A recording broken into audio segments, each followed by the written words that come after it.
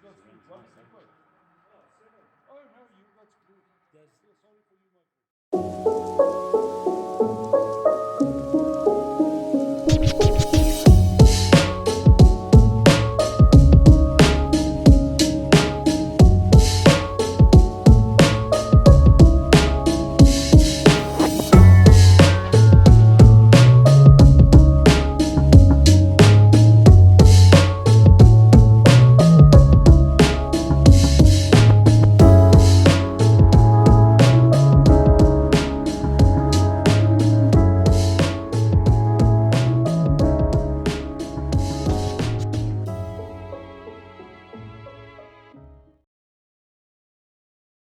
The monthly Shed Talk can be found at the end of the live show. They will be discussing catenary of the old SAR, as well as Transnet.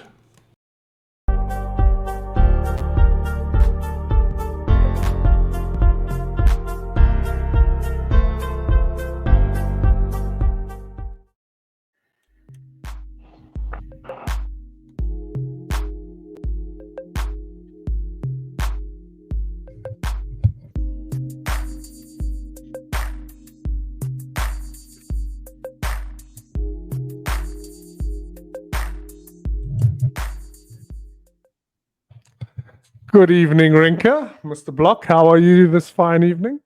Good evening, Craig. Doing very well with a striped horse in hand, so we are very happy. That's with the heat. That's what you're drinking tonight. Yeah, here, let me get it close to the camera. Hold on, I've got better ones from you. Yeah, I know you do. There you go. One? Striped horse. Yeah. 5% alcohol levels. Okay. Oh, I didn't know. Oh, okay. I thought it was alcohol free. And did you read that? Alcohol abuse is dangerous to your health. Not when I'm building a layout. Then it's all okay. This is a lot better for you. Yeah. Austrian mineral water, Achman, please. It's from the Alps. Good stuff. Yeah, this is also good stuff. Very refreshing in our heat. All right, so tonight's guest is Tim from Durban, and Tim has a 12mm layout, one of the very few in South Africa, built in what looks like a shed, but to the same dimensions as a garage. And unfortunately, Tim wants to leave the hobby, so I thought it would be good to bring Tim on the show, and he can show us his layout. We can have a look at a few photos. He can tell us about it, watch a video or two, and hopefully there's somebody out there that would be interested in buying his layout, because it would be sad to see the layout lost. It's a nice little layout, and it could find a nice home. So let me just bring Tim into the show, and so, evening, Tim. Welcome. Good evening. Thank you. Good evening, Tim. We've got past our technical issues, and it's all working. So, tell us a little bit about yourself, Tim, and then we'll get on to your videos and slides. Okay, so grew up in Malisburg. My father worked for the railway, and they gave me my first train set when I was 10 years old, and just got worse ever since. Always been building layouts. Started with HO, then went to N, and then back to HO, and then to 12mm. Started the 12mm layout in about 2013, and just been working slowly away at it. It's my favorite part in South Africa is the steel Kyalami between Kimberley and De Aar, so that's where the layout is based on. It's got Witput as the station, and then it's got a shortened version of the Modder Rivier bridge. The Modder Rivier bridge has 8 spans. I only had room for 3. So it's the Kimberley De Aar main line, and always enjoy building and adding details, and enjoy running. So. Well, it's interesting that you went for the 12mm option, because it's not a common way to go in South Africa. So hats off to you. Yeah, I just felt SAR doesn't look right in 16.5mm. So you are so right. Yeah, you are so right. Yeah. And also, it's just visually, it just looks correct. And yes, yeah. The bogies don't stick out horribly, and you have that lovely overhang, which we have in the Cape Gauge. That overhang is what makes, and the large size locos and freight wagons on a small little gauge, it looks the business in HO scale. So yeah, it's very imposing. Yeah. And another thing is,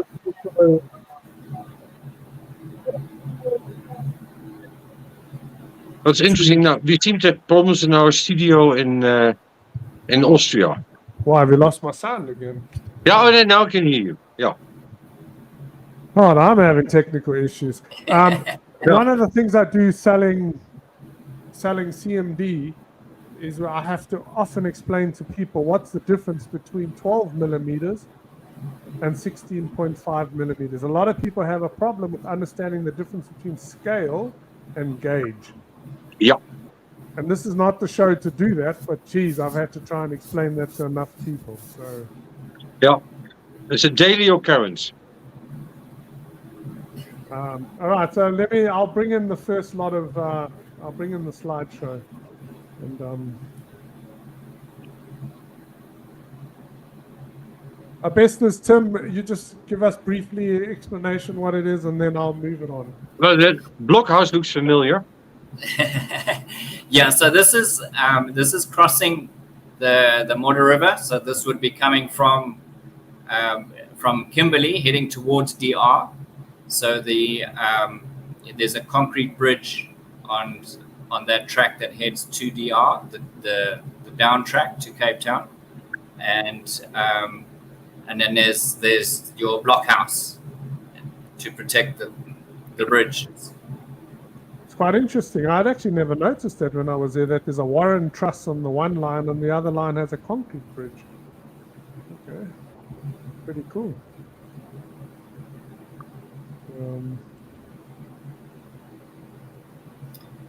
So it's just your typical little Cape Dutch style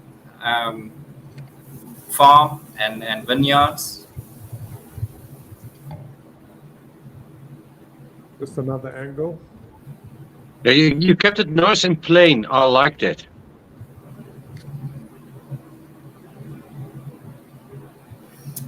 Those are your SAR houses that are just before you enter Witput. There are some houses on the side. Are those houses still there? I took photos back. Yeah, when I went out there to take photos of the whole area, those houses were still there.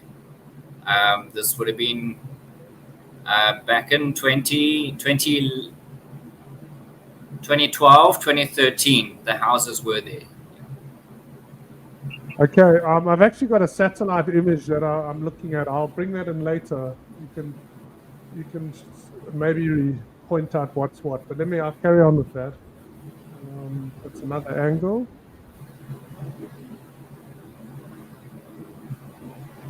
So that's Witput Station. So Very nice. Those palm trees are very. That's what stood out the most, and you knew when you were going through Witput. And the good shed over here. So there's a little station.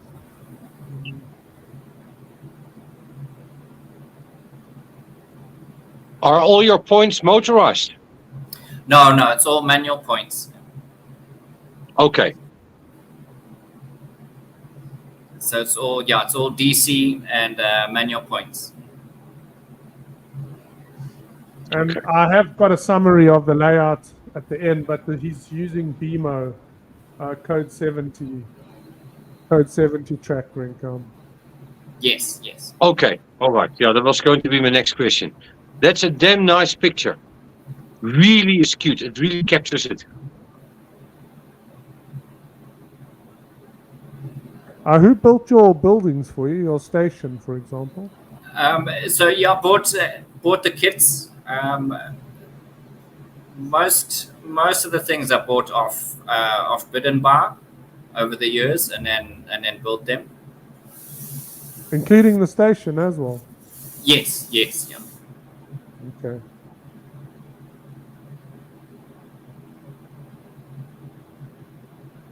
Oh, the kettle. Yeah. Cattle loading pen. And, Yo, it looks nice. I like it because it's so empty. I love it. well, it's also if you were to actually purchase the layout, it does have lots of opportunity to add a bit of personal touches, your own personal touches. So whether it's a few animals in the pen and a few vehicles abandoned or rusting. Yes, yeah. Yeah. An ostrich here and there. Exactly. Yeah, I love it. No, really, really well done. Thank you. Yeah. I've also got with the two sidings there in front of the cattle or the livestock pen. It's got some shunting possibilities. Pretty good. Oh, very nice. And obviously going past the goods shed. So.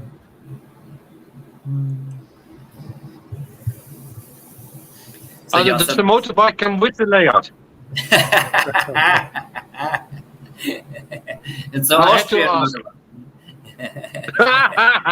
ATM. So that's Modder River. As I said, it's a shortened version. There are actually eight spans to the bridge. Jeez. I don't know this area. I've driven past it a few times, but I tend to fly, so I don't really know this area too well. No. He captured this very, very nice because I'll always drive up and down. How does somebody from KZN want to model this part of the world? Needs to be shot. And, I like dream about modeling. I dream about modeling Durban Harbour or the sugar terminals or Maiden Wharf or no, not this. But hey, every man for himself. So let's move on. And there you have a nice overview.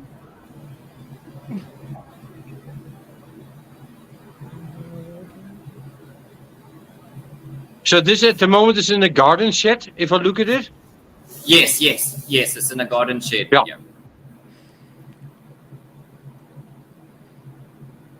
Well, the palm trees give it a lot of character, man. Oh yeah. No. It's there. Absolutely.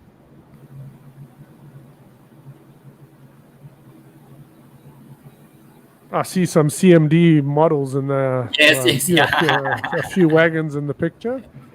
That's good. It's good that you understand what it means to come on the show. That's the only reason why I qualified. Exactly. Yeah. What did you build that the livestock pen out of? Just a balsa wood, or what is that? Yeah, there's a kit. There's a kit I purchased. Yeah. Oh, that's a kit. Okay. It's an American kit. Yes. Yeah. There's I want to say Campbell's. Yeah, probably they were the original. Could be. Yeah.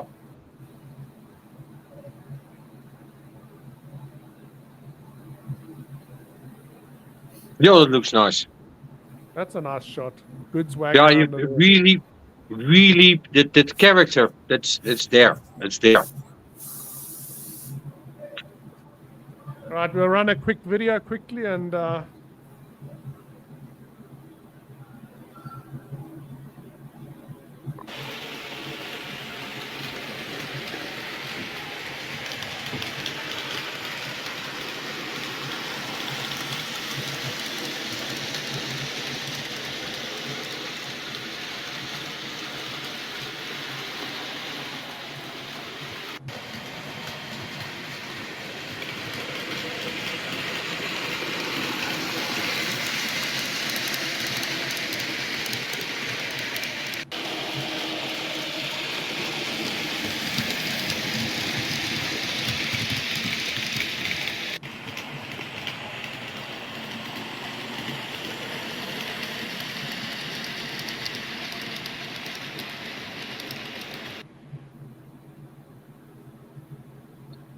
Right, I'll just pause it on there, Rinka. You can read.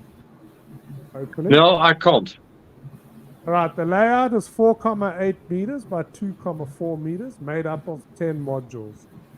And as Tim said, it's DC with manual points, Bemo code 70 track, and it has 850 millimeter curves. So it's able to run a GMAM. Yeah. And as he said, based on the line between Kimberley and De Aar. So, what size is a standard South African garage? I don't actually have a clue. 6 by 3.5. Yeah, 6 by 3.5. So. Okay. So it fits in a single garage. Yeah. With room to park your KTM underneath. Well, that's most important, John. But as he said, the KTM comes with the layout, so it's a bargain. You actually have to ride the KTM home while you balance the layout sort of on your shoulders and stuff. African style. Then you put 2 little wheels at the back and there you go back home. About 10 years ago, my sons actually played a football tournament right next to the KTM factory. So, oh, yeah? Well, they've actually got 2 factories, but they were playing by the main one. I don't actually remember what the name of that town is, but it's in the province that I live in. Yeah, I never knew KTM was Austrian. Well, it's not anymore. It's now Volkswagen. It is? I didn't know that. Yeah. Are you sure? Yeah, I think through Lamborghini they took it over. There's some story. Anyway, what KTM and Lamborghini know about 12 millimeter Cape gauge, it's dangerous. There we go. Right. Here's an original picture when the station was under construction. This is from the Transnet archives. And Nice. And then this was a picture I've got from Jacques Verpener, and then a satellite version. So I'll bring the satellite version in quickly. Just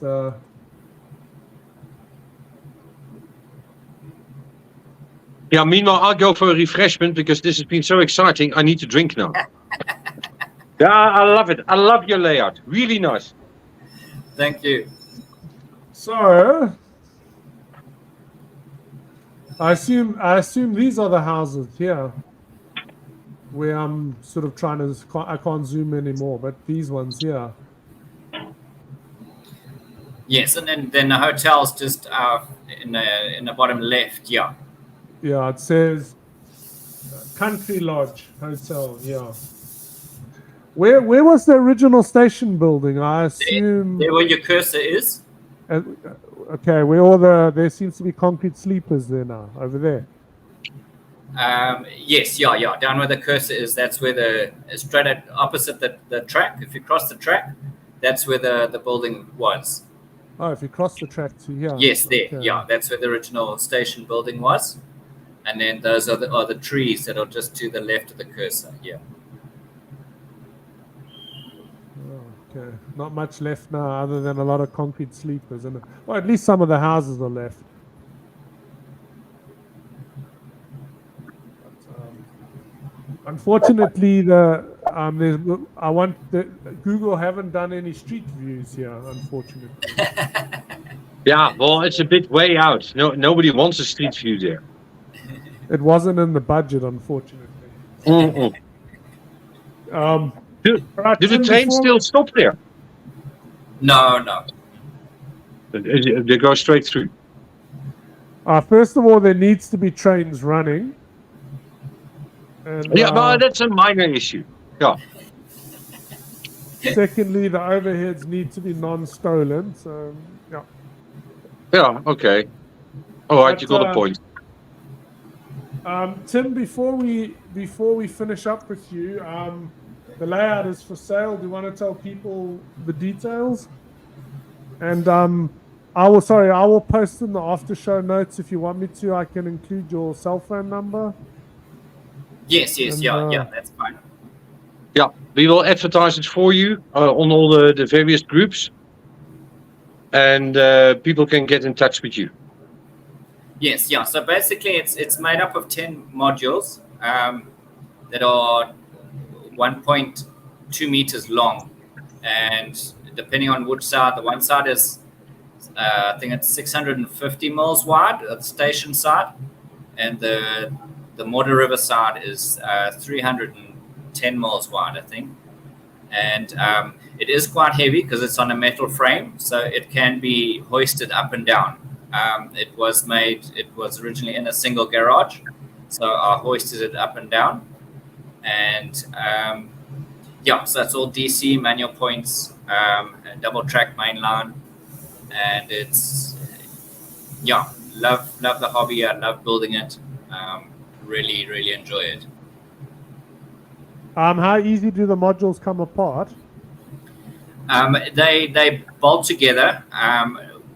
When we moved home, I didn't actually take all 10 apart.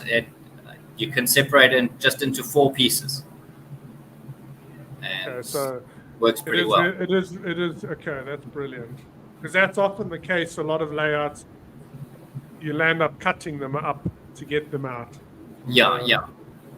No, it separates into 4 pieces, and so the whole station stays intact, and the whole Modder River Bridge all stays intact. You don't have to separate those sections.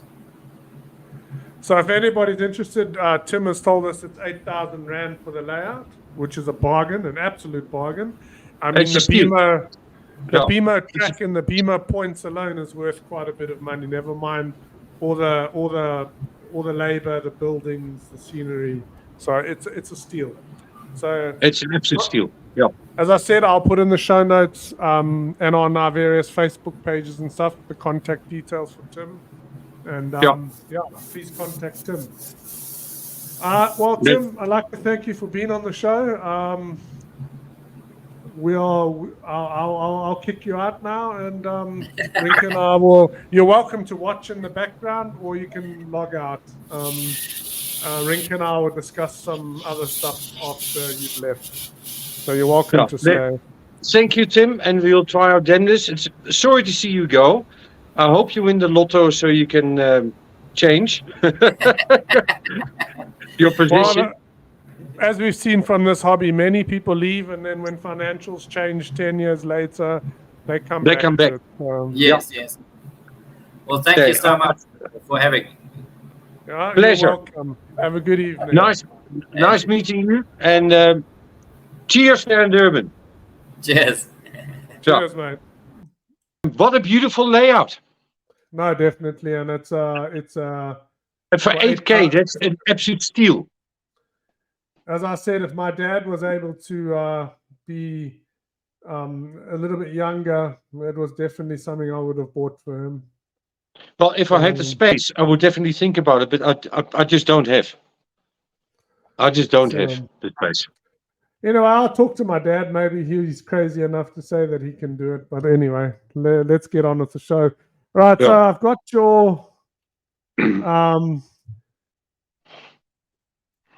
your buildings. Let's bring them up.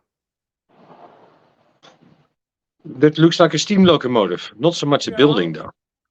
All right, so this is a picture from Nathan of a train of approaching Malisburg. Yes. And there we go. There's a picture from the 80s.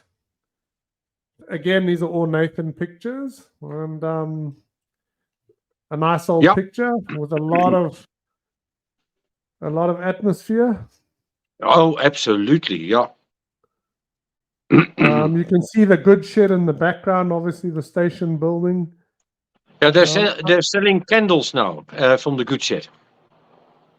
Oh, okay. Yeah, all these natural made candles or whatever you call that. Yeah. I think that water tower is still there. It's still there.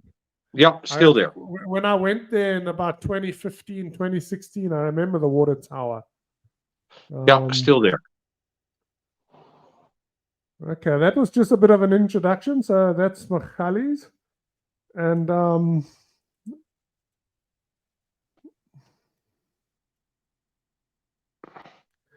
man, why is that?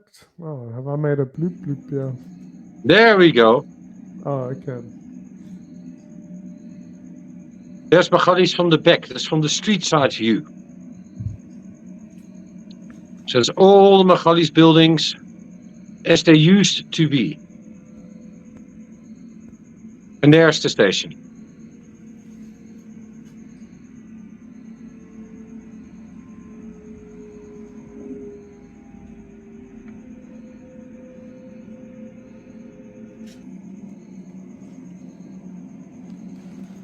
And there's from the front on the original topography map of Magalies. The plan is to put this all on the layout. Or nearest cash offer. Yes, of course. Okay, the good shed is not on there. There the building's a bit more close up. But beautifully done as per usual by Oom Albert of Albert Models. There's nobody can touch the man from a mile away by his detailing. It's just all there. And it looks real, it feels real. It's got the quality. It's got life. Yeah, it's got life. That's it. Yeah. Yeah. And what's nice about Malisburg Station, it's a very low building.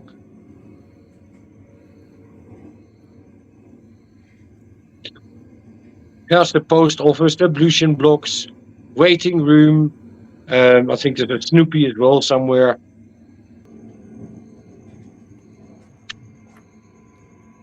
It's all taken from both sides. If you want to have the station itself in HO scale, I'll mark the whole station out. I will do that on the next video. I will do the whole plan. You're looking at 5 meters in modules, and it is not very wide because it's a long, narrow station. So you're looking at about 5 meters in modules. You got the complete station to scale, excluding the triangle. Because as you come in from Krugersdorp, there's a triangle, which was obviously part of the railway going back to Pretoria as well, which doesn't exist any longer. It's very beautiful. Mm. The master at work. And yeah. So yeah. anyone who's watching this, Albert is able to make models like this via Rinka. He's able to make models of any South African building, structure, station. So just contact Rinka, and yeah, you can discuss it further in terms of prices and stuff. Rinka is always available.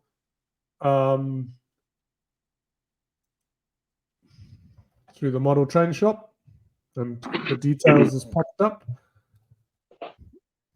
So just contact Rinka, and otherwise look up Model Train Shop on Facebook. No, we've done weird and wonderful South African buildings, and all true to scale, all got the same character. They're all alive, as I call it. Not like some of the 3D printed things that are just a quick way to get an impression from far away. But if you start looking close by, this is just a different level. No, definitely. All right, so Rinka, you've been busy, and I will open up. This is not South African, but because Rinka is on the show, he gets permission to show it on the show. Yeah, no. I went outside my religion, and I'm busy building a Märklin layout with K-track, and that's the lower level. It's 2 different levels, but the whole principle, what I want to show here is how to build a layout. Have a proper sturdy frame, and if you want to have on levels instead of just running the oval racetrack, you want to do something differently. And these days with all electronics we can. There you see the same big flat piece now all nicely cut out and put on the frame. We're still looking at the lower level, so yeah, there's a lower level where you park the train. So you see in the background, you see 3 parking tracks, and the long piece in front is the one that will raise and come back to the upper level at the back. So it will go all the way around.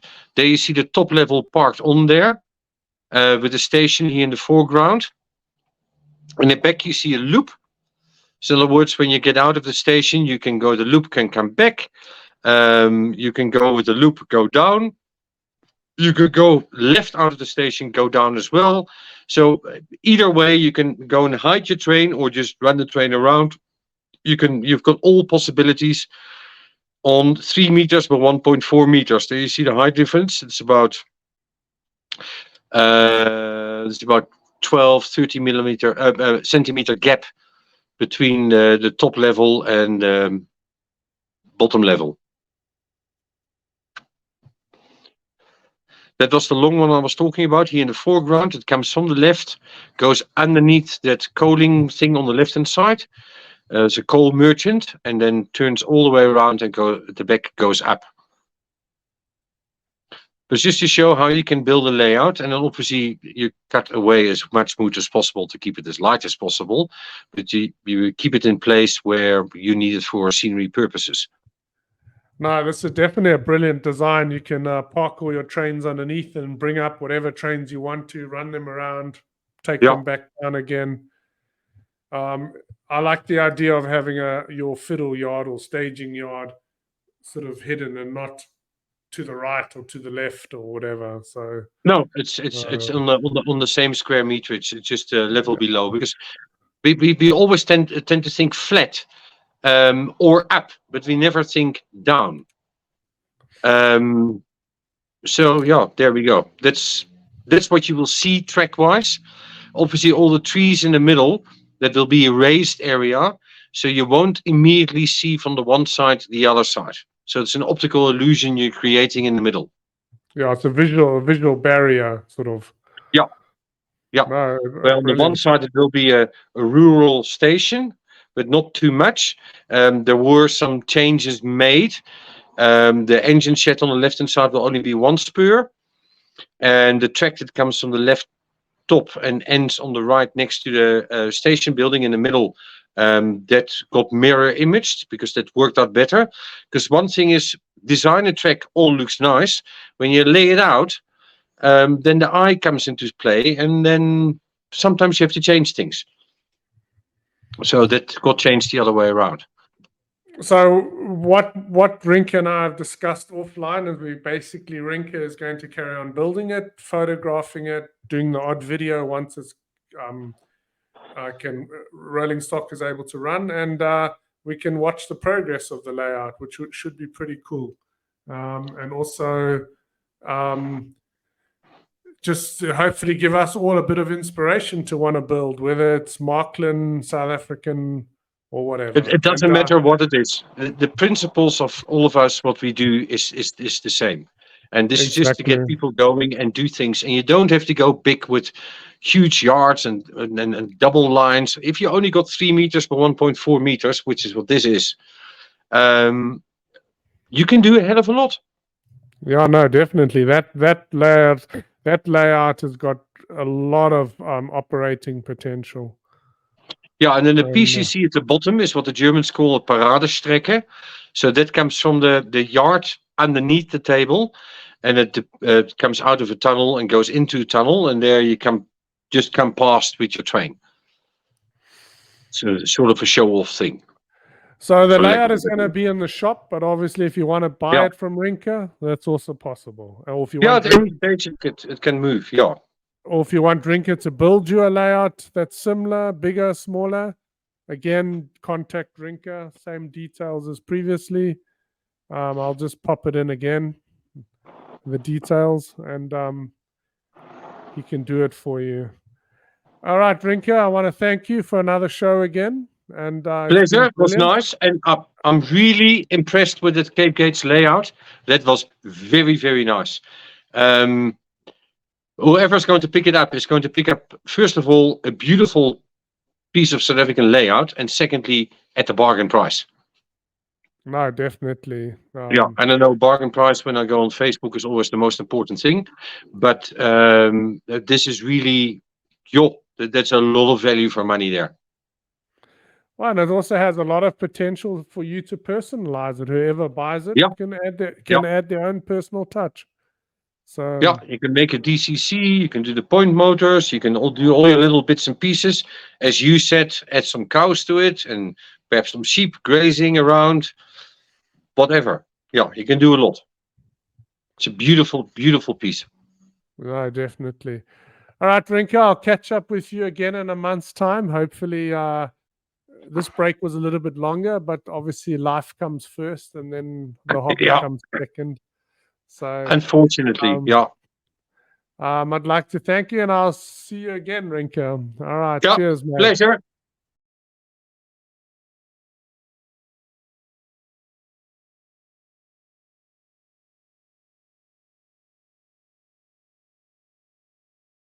Sleep on me.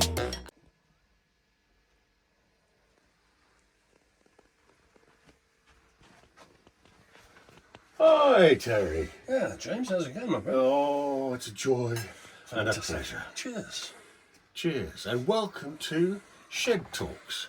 They're like TED Talks, but with just a little more wine. Okay, Terry, what have you got for us tonight? Oh, we've got the wine to talk about. Let's go for the wine first, mate. Oh, right, well, today we're going to talk about a Mendoza Malbec. It's a 2022 from Argentina.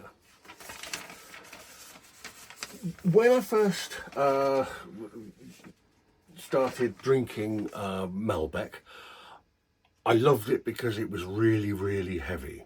What I like about this one is it isn't too heavy because my tastes have slightly changed. We always say a good wine is one you like and a bad one is one you don't. I get plum and some blackberry and some hints of vanilla, and that's from the secondary fermentation in and aging in the barrels, which are oak, and they age for 9 months. Now the Malbec is a French grape, and it's been taken all around the world, and you will find that the Malbec wine that is produced in France and the wine that's produced in the New World is very, very different. And to be frank, actually I prefer the New World Malbecs. But what you have here is a very, very nice wine. I think that it would go perfectly with a beef, I think. A roast Very much, beef. mate. This is roast beef or a good steak. Yeah, I would say a really good steak done traditionally. yeah. And when you're drinking it, you can be happy in the knowledge that this was grown in some of the highest vineyards in the world. Now, Let's taste it, James. Oh, lovely stuff.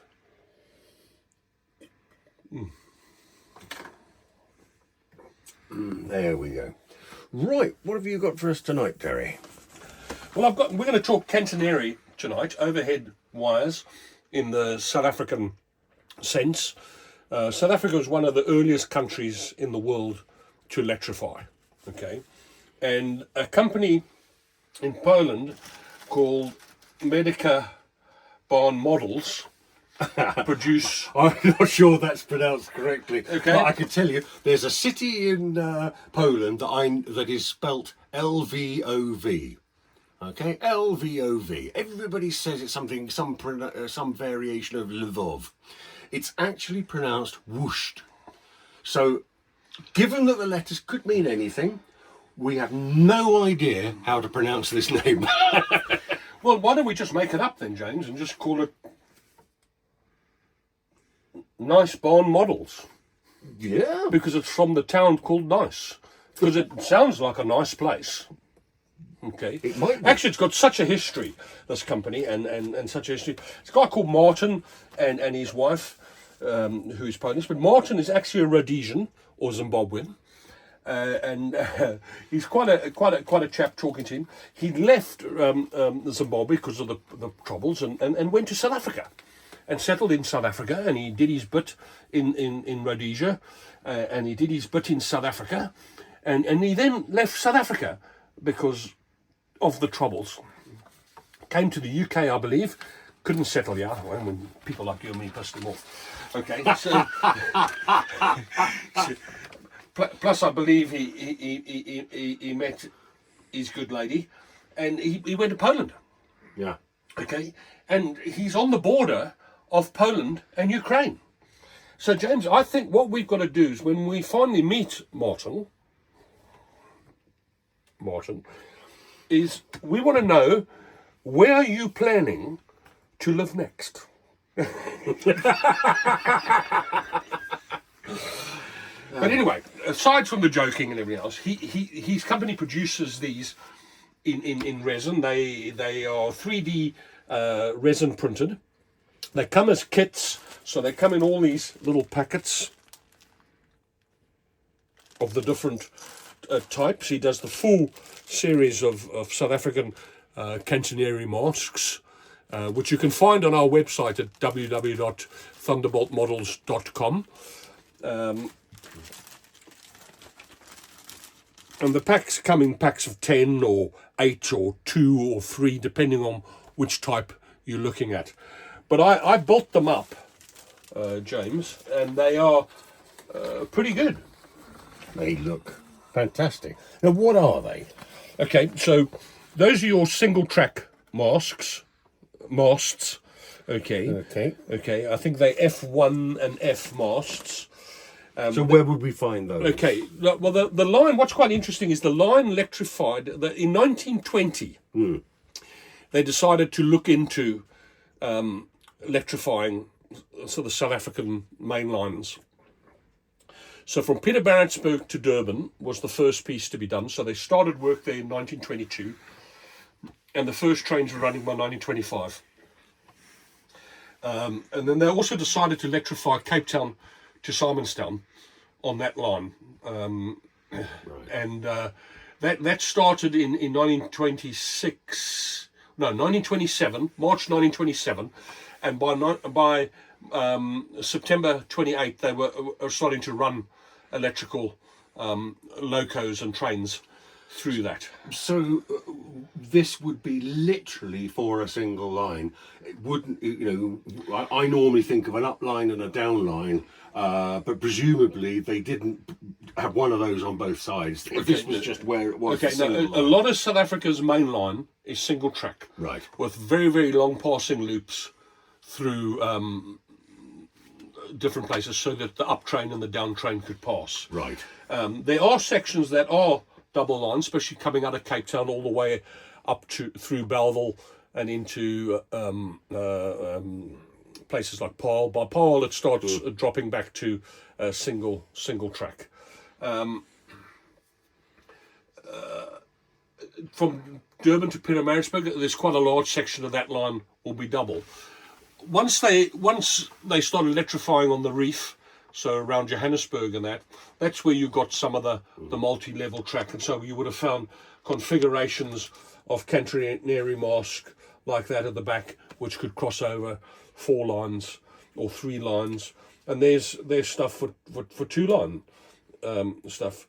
Although you did have the T-mast, they would have been done in the middle with it on either side.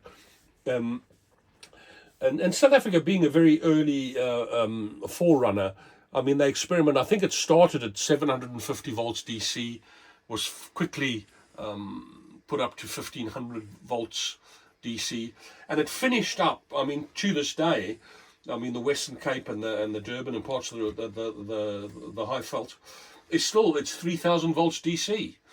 The first locomotives were designed by Metropolitan Vickers of Manchester, although the first batch were built in Switzerland, and only 18 of them were actually built by Metrovic. And they were known as Class 1Es. Would I be right? I mean, looking at them, these single pole ones, they look, I mean, I'm sure they're perfectly fine, but they look as though you could knock one down quite easily. Oh, definitely not. Whereas these look a lot more... No, you must remember, James, when you put the wires on, how they were all designed, there'd be a lot of tension on the cable, there'd be a lot of back tension on that. So no, they've been there. Some of those masts have been there for years. They are replacing them on a continue. There's a whole maintenance team that would work with them. But if you're a South African modeller and you are modelling electric locos, no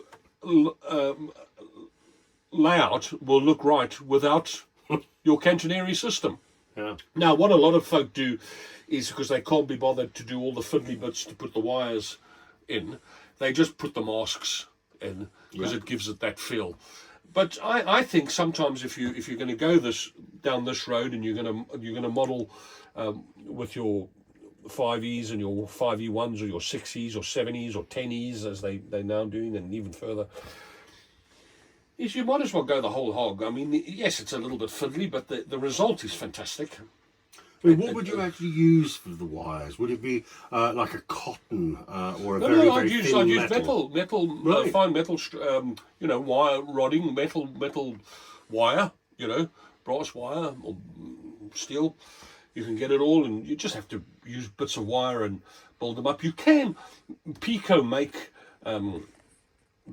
the ready-made catenary, so do Fella, so do Markland, and you usually, I mean, it's all static and it's for show. It's a model. You're not actually powering your locos from the wire like the prototype. It's there just so that it looks the part. So, I mean, are these? I mean, they look very fiddly. Yes, they are fiddly, but they're not. Once you've built them, they're pretty sturdy. I've built them all. They're fine. Yeah. But they've handled my robustness. And yeah, I think they're superb. So, what do you particularly like about? What would we say we're calling them? Nice. Yes. Yeah, they've done a lot of good research into them. They are 100% prototypical, so they've used. These are copies of the real thing. Right. Okay, you're not having to make poetic license because you're using Fella overhead systems or the old Lima system or even the British system and putting your wires up. These are the real thing. So in even, HO scale. Even the most, let's be polite and say, demanding of builders would be very, very happy with the Of course, accuracy. these are that. Now, obviously, like all these things, you've got to put some time in to get the result. Yeah. Okay, because they come in two parts. You've got to stick them together. Again, I use the plastic weld glue, and it's done the job quite easily. And if you're putting the very thin metal wires, presumably attaching to the bottom there, what would you still be using plastic weld for that? Or? No. What I've found is these isolators here. Yeah. Okay, David, if you want to come in on them, are actually hollow, and you can actually thread some very thin copper wire through it. Yeah. Where I would to do it. This I haven't done because I've just used it as a static display. But you could create your loop there, so that you can pass your wire that you're wanting for your catenary through that loop. Right. Okay. And then only because Shall I we do that asked then? for everything, Yeah. is there anything you think could be improved? Again, James, they very much are what they are. The instructions are pretty good. Yeah, I saw so earlier. to improve, I think what we've got to do is sit and make a diorama, show people how to wire it up, Yeah. and put it together, and that's something I'm planning for us to do. Read the South African stuff, and I think we'll stop now on this, and go to part 2. Right. Well, in that case, more wine. Cheers. Cheers. And I hope you enjoyed the new shed talk. Cheers. See you again.